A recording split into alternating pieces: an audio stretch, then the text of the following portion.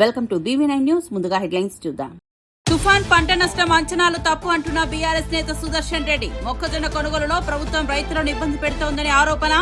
వర్షాలతో తడిసిన పంటలకు సరైన ధర ఇవ్వాలని బీఆర్ఎస్ డిమాండ్. రైతుల పక్షాన నిలబడండి, ప్రభుత్వానికి సుదర్శన్ రెడ్డి పిలుపు. డీప్ ఫేక్ వీడియోలపై చట్టం అవసరమని మెగాస్టార్ చిరంజీవి సూచన. సోషల్ మీడియా దుర్వినియోగంపై ప్రభుత్వాలు చర్యలు తీసుకోవాలని పిలుపు. అబద్ధపు వీడియోలు సామాజిక భద్రతను దెబ్బతీస్తున్నాయన్న చిరంజీవి. డీప్ ఫేక్ల నియంత్రణలో చట్టపరమైన కవచం అవసరమన్న మెగాస్టార్. బీహార్ ఎన్నికలకు ఎన్డీఏ సంకల్ప పత్రం విడుదల. మహిళా సాధికారత, రైతు రుణ సడలింపులు, స్కిల్ సెంటర్లపై దృష్టి. బీహార్ను గ్లోబల్ స్కిల్లింగ్ హబ్ గా తీర్చిదిద్దుతామన్న నితీష్ నడ్డా. యువత రైతుల అంచనాలను అందుకునే మేనిఫెస్టో రూపొందించిందన్న ఎన్డీఏ. భగవద్గీతపై వ్యాఖ్యలతో మంట రేపిన ఎంఎస్ రాజుపై రాజాసింగ్ ఆగ్రహం. భగవద్గీతను అవమానించడం అసహనీయమైన చర్య అని రాజాసింగ్ డిమాండ్. ఎంఎస్ రాజును తక్షణమే సస్పెండ్ చేయాలని బీజేపీ నేత విజ్ఞప్తి. హిందూ భావాలను గౌరవించాలని రాజాసింగ్ హెచ్చరిక. వార్త వివరాల్లోకి వెళ్తే, తుఫాన్ ప్రభావంతో రాష్ట్ర వ్యాప్తంగా పంటల నష్టం భారీగా నమోదైంది. ప్రభుత్వం ప్రకటించిన 4.47 లక్షల ఎకరాల నష్టం అంచనాలు పూర్తిగా తప్పని బీఆర్ఎస్ నేత పెద్ది సుదర్శన్ రెడ్డి తెలిపారు. నిజానికి పంటలను అమ్మడానికి రైతులు కొనుగోలు కేంద్రాలకు తీసుకెళ్తున్న సమయంలో వర్షాలతో పంట తడవడం వల్ల పెద్ద నష్టం జరిగిందని అన్నారు. మొక్కజొన్న కొనుగోలులో ప్రభుత్వం కొర్రీలు పెట్టడం వల్ల రైతులు ఇబ్బందులు పడుతున్నారని విమర్శించారు. తేమ శాతం డ్యామేజ్లను పరిగణలోనికి తీసుకోకుండా పత్తి, వరి, మొక్కజొన్న పంటలను గిట్టుబాటు ధరకు కొనుగోలు చేయాలని డిమాండ్ చేశారు. ప్రభుత్వం వెంటనే రైతుల పక్షాన నిర్ణయాలు తీసుకోవాలని పిలుపునిచ్చారు. రైతులను నట్టేట ముంచేటువంటి ప్రయత్నం చేస్తూ ఉన్నది. ఇప్పటికీ చేతికొచ్చిన పంట ఆరబెట్టేటువంటి సందర్భంగా మార్కెట్లలో పంట మొత్తం కొట్టుకపోయి నీలపాలైంది. కొనుగోలు కేంద్రాలు అక్కడిక్కడ ప్రారంభమైనటువంటి కొనుగోలు కేంద్రాల వద్ద ధాన్యం మొత్తం కూడా తడిసి ముద్దై మొలకెత్తుతున్నది. ఈ మొక్కజొన్న కొనుగోలు చేస్తామని చెప్పారు, కానీ ఎక్కడ కూడా కాంటాలు అనుకున్నంత స్పీడ్గా జరగడం లేదు. వివిధ కొర్రీల వల్ల వారాలకు వారాలు మొక్కజొన్న రైతులు కూడా ఆరబెట్టుకునేటువంటి పరిస్థితి మనందరం చూస్తూ ఉన్నాం.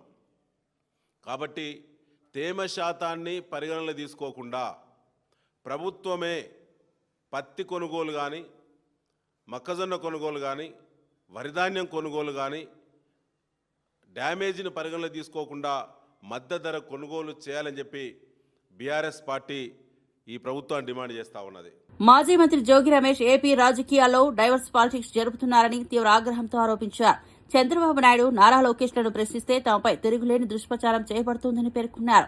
వ్యక్తిగతంగా ఎదుర్కోవడానికి సిద్దంగా ఉన్నానంటూ మీరు తిరుమల, విజయవాడ రాలేమని చెబితే నేనే మీ ఇంటికి వచ్చి విషయాన్ని వివరిస్తానని సవాల్ విసిరారు. ఇబ్రహీంపట్నంలోని కల్తీ మద్యం ఫ్యాక్టరీను బాహ్య ప్రపంచానికి చూపించానని, అది ప్రజా ఆరోగ్యానికి, సురక్షకు ఘాటు ముప్పు అని కలిగిస్తోందని చెప్పారు. కల్తీ మద్యం కేసులో పూర్తి పారదర్శకత కోరుతూ సిబిఐ విచారణ నిర్వహించాలని డిమాండ్ చేశారు.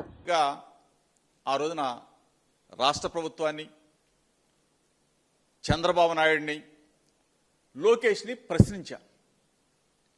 ఆ ప్రశ్నించిన పరిస్థితుల్ని మీడియా మిత్రులందరూ కూడా సాక్షి. ఆ రోజు ఆ తర్వాత ఏ విధంగా ఈ కేసుని డైవర్షన్ పాలిటిక్స్ డైవర్ట్ చేయాలన్న రూపంలో చంద్రబాబు నాయుడు, లోకేష్, ఈ ప్రభుత్వంలో ఉన్న పెద్దలందరూ కూడా కలిసి ఇబ్రహీంపట్నంలో జరిగితే, ఇబ్రహీంపట్నంలో అద్దేపల్లి జనార్దన్ అతని సంబంధించిన వాళ్ళు చేస్తే, జోగి రమేష్ అనే వ్యక్తి ఇబ్రహీంపట్నం కదా, ఈ డైవర్షన్ తీసుకెళ్లి జోగి రమేష్ని ఈ కేసులో ఇరికించాలి అని చెప్పేసి 20 రోజులుగా కథ, screen play, direction, action Chandrababu Naidu, Lokesh అసలు ఇంతగా దిగజారిపోయి, అసలు ఇంతగా దిగజారుతారా మీరు? ఈ స్థాయిలో జోగి రమేష్ని బదనామా చేయాలా, వైఎస్ఆర్ కాంగ్రెస్ పార్టీ మీద నింద వెయ్యాలా? నా హృదయాన్ని గాయపరిచారు, నా వ్యక్తిత్వ జీవితం మీద బురద జల్లే కార్యక్రమానికి ఈ ప్రభుత్వం శ్రీకారం చుట్టింది. చంద్రబాబు నాయుడు, లోకేష్ శ్రీకారం చుట్టారు. వెను వెంటనే పాత్రికేయుల సమక్షంలో రాష్ట్ర ప్రజలందరికీ చెప్పా, చంద్రబాబు నాయుడు నా హృదయాన్ని గాయపరిచాడు, నా వ్యక్తిత్వాన్ని దెబ్బతీశాడు, నేను దేనికైనా రెడీ. ఫస్ట్ సిబిఐ ఎంక్వైరీ కోరాం. రాష్ట్ర ప్రభుత్వాన్ని డిమాండ్ చేశా, సిబిఐ ఎంక్వైరీ ఏమని చెప్పేసి అడిగాం. దానికి సమాధానం లేదు. సరే, దానికి సమాధానం లేదు కదా, లైట్ డిటెక్టర్ టెస్ట్కి నేను రెడీ అని చెప్పా. ధైర్యంగా దమ్ముగా. దానికి సమాధానం లేదు.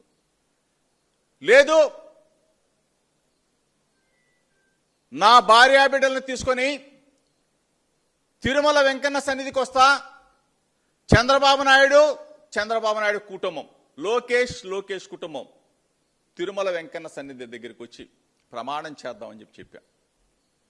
జోగి రమేష్ తప్పు చేశాడని ఒక్క మాట చెప్పు చంద్రబాబు నాయుడు, తిరుమల వెంకన్న దగ్గరకు వచ్చి ఏ శిక్షకైనా నేను రెడీగా ఉన్నానని చెప్పా. దానికి సమాధానం లేదు. అక్కడ దాకా నేను రాలేను చిత్తూరు మేయర్ హత్య కేసు మరో కీలక దశలోకి అడుగు పెట్టింది. 5 నిందితులకు జిల్లా కోర్టు ఉరిశిక్ష విధించగా వారిని కడప సెంట్రల్ జైలుకు తరలించారు. అయితే ఈ తీర్పుపై హైకోర్టు అడ్వకేట్ విజయ్ చంద్రారెడ్డి ముఖ్య వ్యాఖ్యలు చేశారు.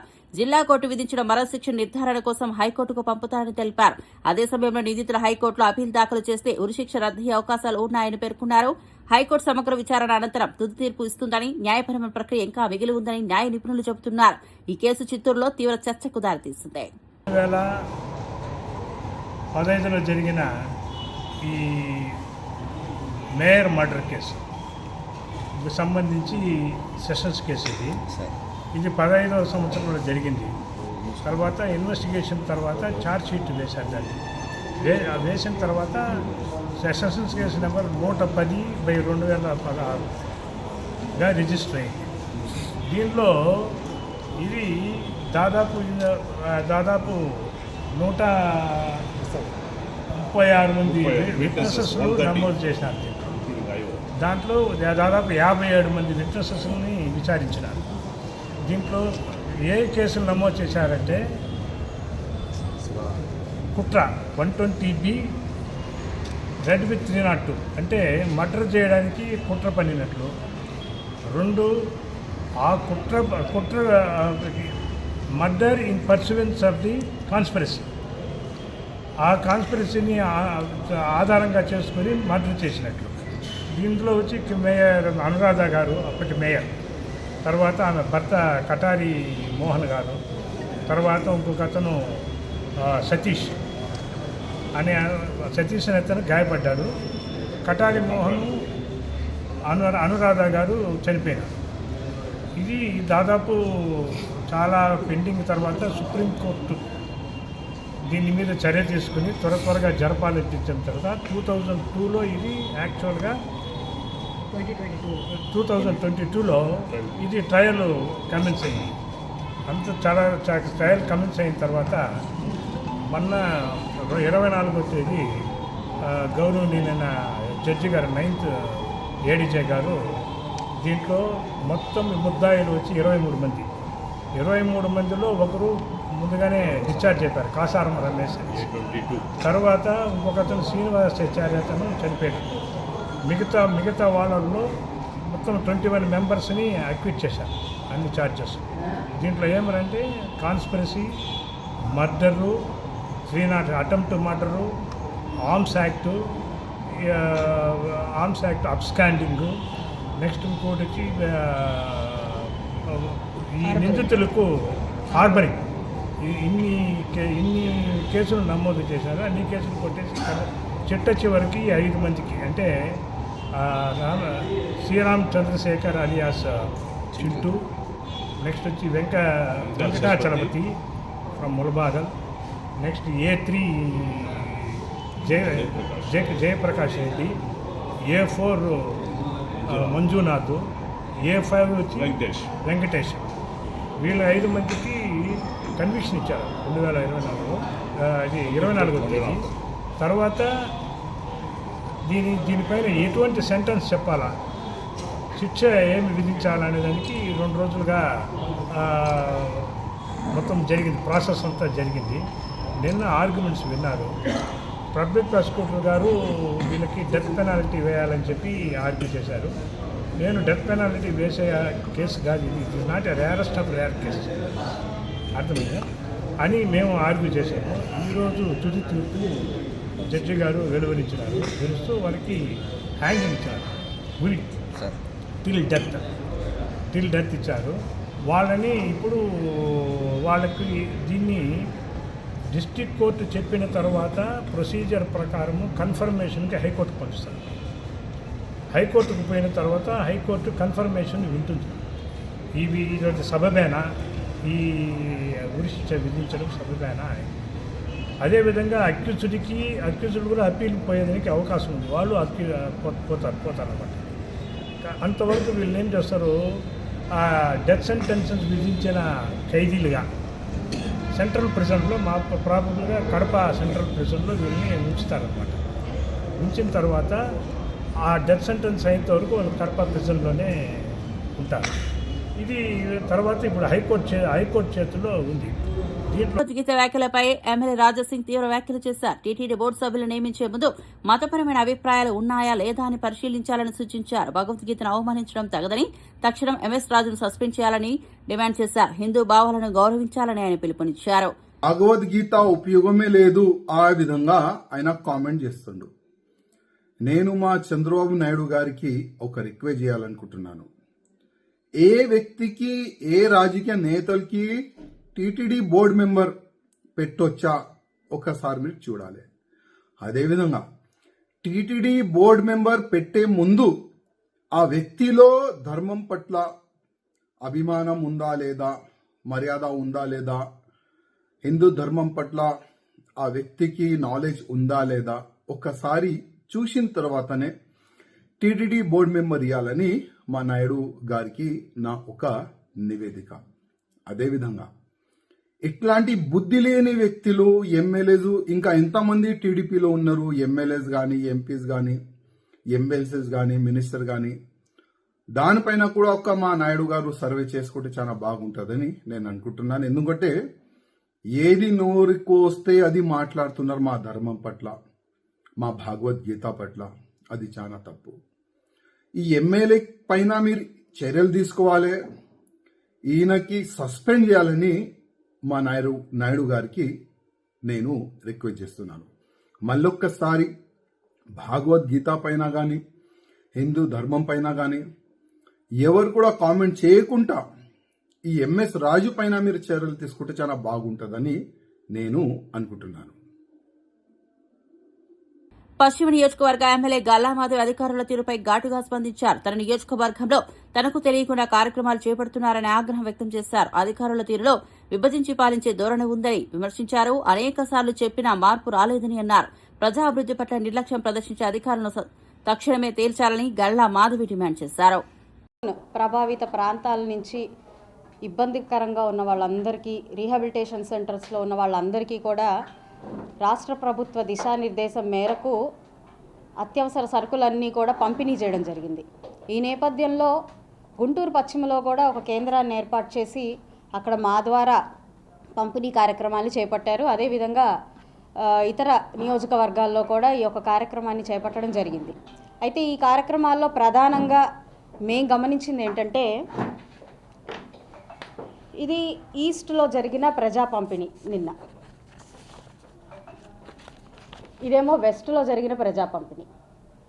ఇక్కడ నేను మీ ముందుకు తీసుకొస్తున్న అంశం ఏంటంటే, అధికారులు ఎందుకు విభజించు పాలించు అనే కార్యక్రమాన్ని చేపడుతున్నారు అన్నది ఈరోజు నా ప్రశ్న. ఈరోజు నియోజకవర్గంలో 2 విడివిడిగా కార్యక్రమాలు చేపట్టాల్సిన అవసరం ఏముంది? ఒక పక్కన మేయర్ గారు, కమిషనర్ గారు వెళ్ళారు, ప్రజా పంపిణీలో వాళ్ళు భాగస్వాములు అయ్యారు. ఇటు ప్రజాప్రతినిధిగా మాకే ఒక్క ఇన్ఫర్మేషన్ లేదు.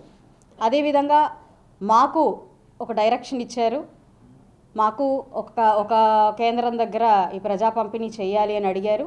మేము అక్కడికి వెళ్ళాము, అక్కడ నేనున్నాను కానీ కమిషనర్ గారు కానీ మేయర్ గారు కానీ రాలేదు. బ్యానర్లు తీసుకుంటే వెనకాల బ్యానర్లు కట్టారు. ఈరోజు ప్రజాప్రతినిధులు బ్యానర్లో ఉన్న ప్రోటోకాల్నే చూసుకోవాలా, లేకపోతే వస్తున్న అధికారులను చూసుకోవాలా, లేదంటే దీన్ని ఏ విధంగా డిజైన్ చేస్తున్నారు అన్నది ప్లాన్ మేమే చూసుకోవాలా అన్నది ఇక్కడ ఒక పెద్ద క్వశ్చన్ అయిపోతుంది.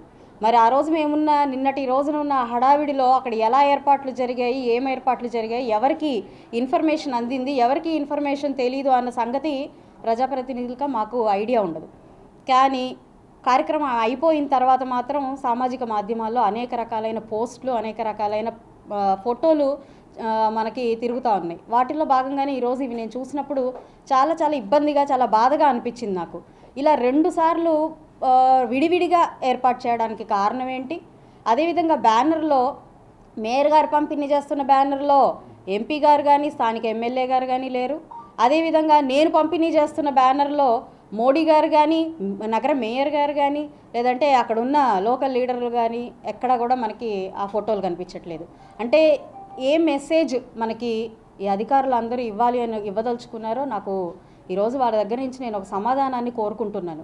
ఇదే కాదు, ఇలాగా కేంద్ర మంత్రి కిషన్ రెడ్డి వ్యాఖ్యలపై టీపీసీసీ చీఫ్ మహేష్ కుమార్ గౌడ్ ఆగ్రహం వ్యక్తం చేశారు. దేశ ద్రోహులు ఎవరో, సేవ చేసిన వారు ఎవరో తెలియక మాట్లాడడం సిగ్గుచేటన్నారు. అజహరుద్దీన్ మైనార్టీ నేతగా ఎదగడం పట్ల కిషన్ రెడ్డి వ్యాఖ్యలు అసహ్యమన్నారు. పేద కుటుంబం నుంచి ఎదిగి దేశానికి సేవ చేసిన వ్యక్తిని తక్కువ చేయడం తగదని అన్నారు. తగదు. ఒక బీద కుటుంబంలో పుట్టి అంచెలంచెలుగా ఎదిగి కష్టపడి క్రికెట్లో తన ప్రావీణ్యం నిరూపించుకొని జాతీయ క్రికెట్ జట్టుకు సుదీర్ఘ కాలంగా కెప్టెన్ ఉండడం కాకుండా ఆయనలో ఎన్నో విజయాలు సాధించిన సంగతి కిషన్ రెడ్డి గారు మర్చిపోయినారా, తెలియదా? గతంలో పార్లమెంట్ సభ్యులుగా చేసినారు, సేవలు అందించినారు. నిజాయితీగా నిర్మమాటంగా మాట్లాడే వ్యక్తి.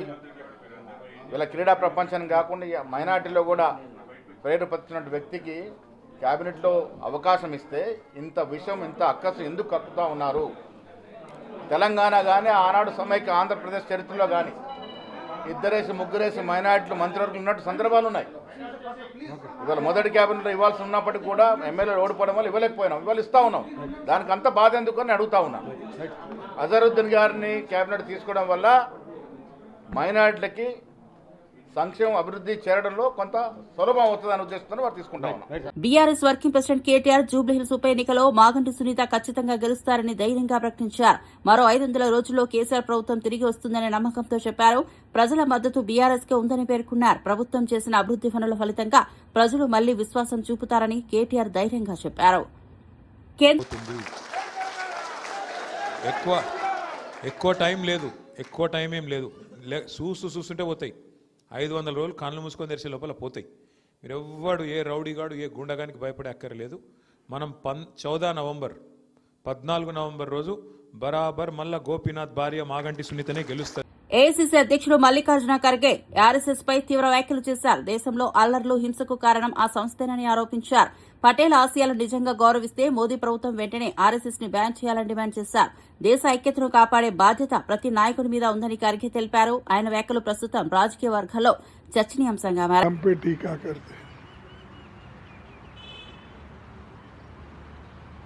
लेकिन मैं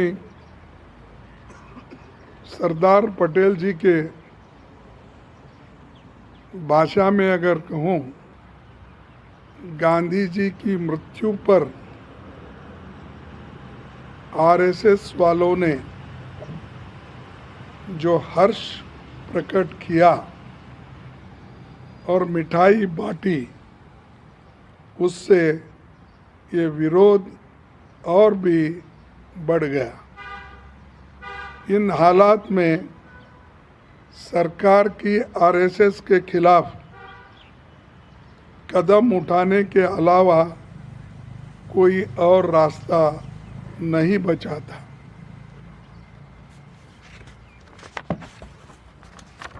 श्याम प्रसाद मुखर्जी को ये पत्र लिखते हुए उन्होंने कहा, और ये भी उन्होंने कहा कि जो रिपोर्ट उनके पास आई थी, उस रिपोर्ट का जिक्र करते हुए रिपोर्ट से सिद्ध होता है आरएसएस और हिंदू महासभा खासकर संघ की गतिविधियों के कारण देश में जिस वातावरण का निर्माण हुआ उसी से गांधी जी की हत्या हुई। ये तो मैं उनके शब्दों में कह रहा हूँ और उन्होंने जो कहा है वो आपके सामने पेश कर रहा हूँ।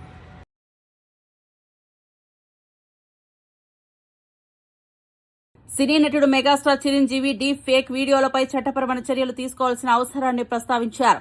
అసెంబ్లీలో డీప్ ఫేక్ ను అరికట్టే చట్టాలు తేవాలని ప్రభుత్వాలను కోరారు. సోషల్ మీడియా ద్వారా వ్యాజ్యాలు, అబద్దపు వీడియోలు వ్యాపిస్తున్నాయని, వీటి వల్ల సామాన్యుల గౌరవం, భద్రత దెబ్బతింటోందని అన్నారు. పోలీసులు ఇప్పటికే అవగాహన కల్పించడం అభినందనీయమైనప్పటికీ చట్టం ద్వారానే దీన్ని పూర్తిగా నియంత్రించవచ్చని చెప్పారు. ప్రజలు డీప్ ఫేక్ నుంచి రక్షణ పొందాలంటే ప్రభుత్వం ముందడుగు వేయాలని చిరంజీవి పిలుపునిచ్చారు. పెద్ద గొడ్డలి పెట్టు మనకి దాని మీద పూర్తిగా స్పందించి అన్ని రకాలుగా ఒక చట్టం తీసుకొచ్చే దిశగా పోలీస్ వ్యవస్థ, శ్రీ శివధార్ గారు వీళ్ళందరూ కూడా ప్రయత్నం చేస్తున్నారు. అండ్ డెఫినెట్లీ వాళ్ళ యొక్క అనుకున్నది నెరవేరుతుంది. అండ్ సామాన్యులకి డెఫినెట్లీ ఇలాంటి అవాంతరం నుంచి వాళ్ళకి రక్షణ లభిస్తుంది. అంటే జనరల్ గా టెక్నాలజీ అనేది రానున్న రోజుల్లో కూడా ఎక్కువ అవుతున్నటువంటి సమయంలో అటువంటి సమస్యలు కూడా అంతే స్థాయిలో ఎక్కువ అవుతున్నటువంటి మంచి వస్తున్నప్పుడు అండి, మంచి జరుగుతున్నప్పుడు మంచితో పాటు చెడు కూడా కుట్టు వస్తుంది.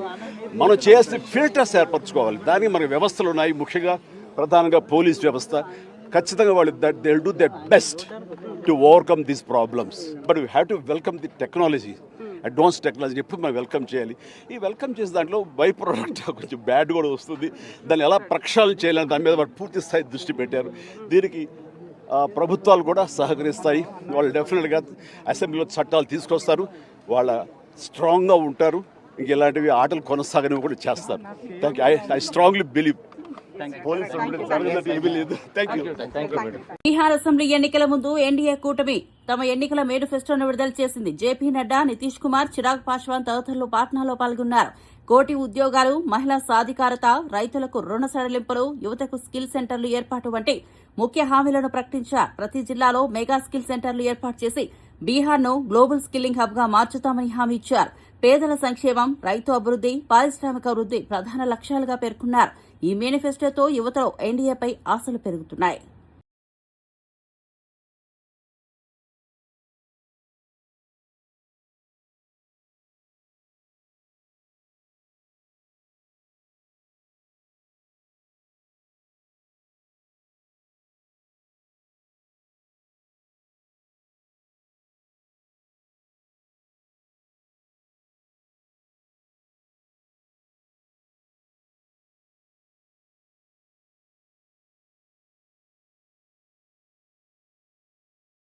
వరంగల్ తూర్పు రాజకీయాల్లో మళ్లీ ఉద్రిక్తత చెలరేగింది. మంత్రి కొండా సురేఖ, జిల్లా కాంగ్రెస్ అధ్యక్షుడు ఎర్రబెల్లి స్వర్ణ మధ్య విభేదాలు తెరపైకి వచ్చాయి. కాశీబుగ్గలో ఇందిరాగాంధీ విగ్రహానికి ఎర్రబెల్లి స్వర్ణ వేసిన పూలమాలలను కొండా అనుచరులు తొలగించడం వివాదాస్పదమైంది. అనంతరం కొండా స్వయంగా పూలమాలలు వేసి నివాళులర్పించారు. ఇద్దరు అనుచరుల మధ్య ఘర్షణ వాతావరణం నెలకొంది. ఇందిరా వర్ధంతిని వేరువేరు వేదికలపై నిర్వహించడంపై పార్టీ వర్గాలు అసహనం వ్యక్తం చేస్తున్నాయి.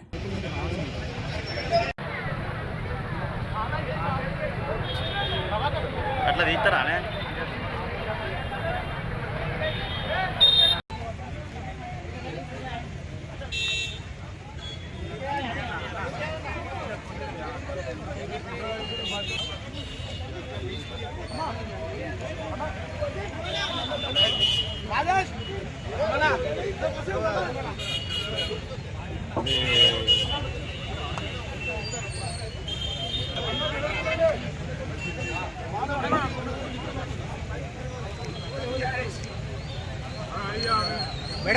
విజయవాడలో సర్దార్ వల్లభాయ్ పటేల్ జయంతి పురస్కరించుకుని ఏక్తా ర్యాలీ నిర్వహించారు. ఎంపీ కేశినేని శివరాజ్, బీజేపీ రాష్ట్ర అధ్యక్షుడు పీవీఎన్ మాధవ్ ముఖ్య అతిథులుగా పాల్గొన్నారు. ఇందిరాగాంధీ స్టేడియం నుంచి బెంచ్ సర్కిల్ వరకు ర్యాలీ సాగింది.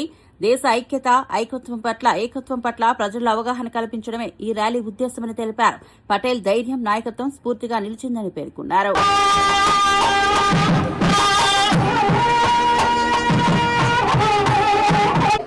ప్రారంభించిన దేశం మొత్తం మీద జరుగుతుంది. ఇవాళ దేశం ఈ విధంగా ఒక సమగ్రత సార్వభౌమత్వాన్ని కాపాడిన మొట్టమొదటి వ్యక్తి సర్దార్ వల్లభాయ్ పటేల్ గారు. ఆయన ఆధ్వర్యంలో ఎన్నో సంస్థానాధీశులు అన్నింటినీ తీసుకొచ్చి ఈ భారతదేశం యొక్క యూనిటీని తెలియజేసిన వ్యక్తి. అటువంటి మహోనీయుడి యొక్క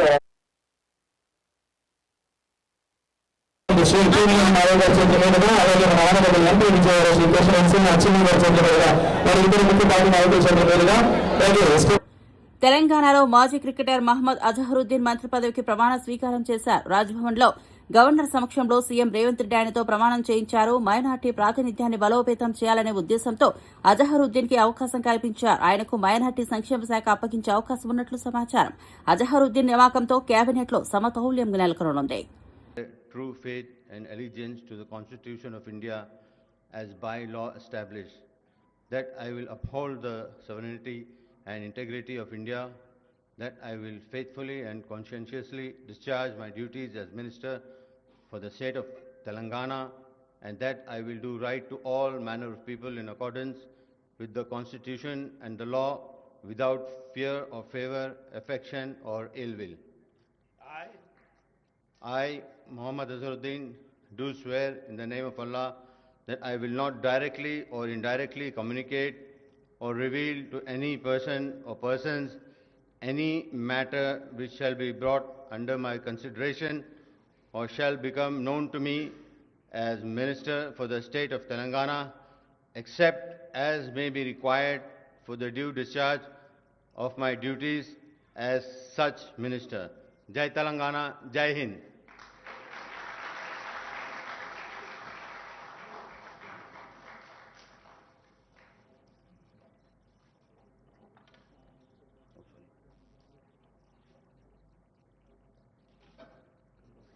బులెటిన్ ముగించే ముందు హెడ్లైన్స్ మరోసారి చూద్దాం. తుఫాన్ పంట నష్టం అంచనాలు తప్పు అంటున్న బీఆర్ఎస్ నేత సుదర్శన్ రెడ్డి. మొక్కజొన్న కొనుగోలులో ప్రభుత్వం రైతులను ఇబ్బంది పెడుతోందని ఆరోపణ. వర్షాలతో తడిసిన పంటలకు సరైన ధర ఇవ్వాలని బీఆర్ఎస్ డిమాండ్. రైతుల పక్షాన నిలబడండి, ప్రభుత్వానికి సుదర్శన్ రెడ్డి పిలుపు. డీప్ ఫేక్ వీడియోలపై చట్టం అవసరమని మెగాస్టార్ చిరంజీవి సూచన. సోషల్ మీడియా దుర్వినియోగంపై ప్రభుత్వాలు చర్యలు తీసుకోవాలని పిలుపు. అబద్ధపు వీడియోలు సామాజిక భద్రతను దెబ్బతీస్తున్నాయన్న చిరంజీవి. డీప్ ఫేక్ల నియంత్రణలో చట్టపరమైన కవచం అవసరమన్న మెగాస్టార్. బీహార్ ఎన్నికలకు ఎన్డీఏ సంకల్ప పత్రం విడుదల. మహిళా సాధికారత, రైతు రుణ సడలింపులు, స్కిల్ సెంటర్లపై దృష్టి. బీహార్ను గ్లోబల్ స్కిల్లింగ్ హబ్ గా తీర్చిదిద్దుతామన్న నితీష్ నడ్డా. యువత రైతుల అంచనాలను అందుకునేలా మేనిఫెస్టో రూపొందించిందన్న ఎన్డీఏ. భగవద్గీతపై వ్యాఖ్యలతో మంట రేపిన ఎంఎస్ రాజుపై రాజాసింగ్ ఆగ్రహం. భగవద్గీతను అవమానించడం అసహనీయమైన చర్య అని రాజాసింగ్ డిమాండ్. ఎంఎస్ రాజును తక్షణమే సస్పెండ్ చేయాలని బీజేపీ నేత విజ్ఞప్తి. హిందూ భావాలను గౌరవించాలని రాజాసింగ్ హెచ్చరిక. ఇవి బులెటిన్ విశేషాలు. చూస్తూనే ఉండండి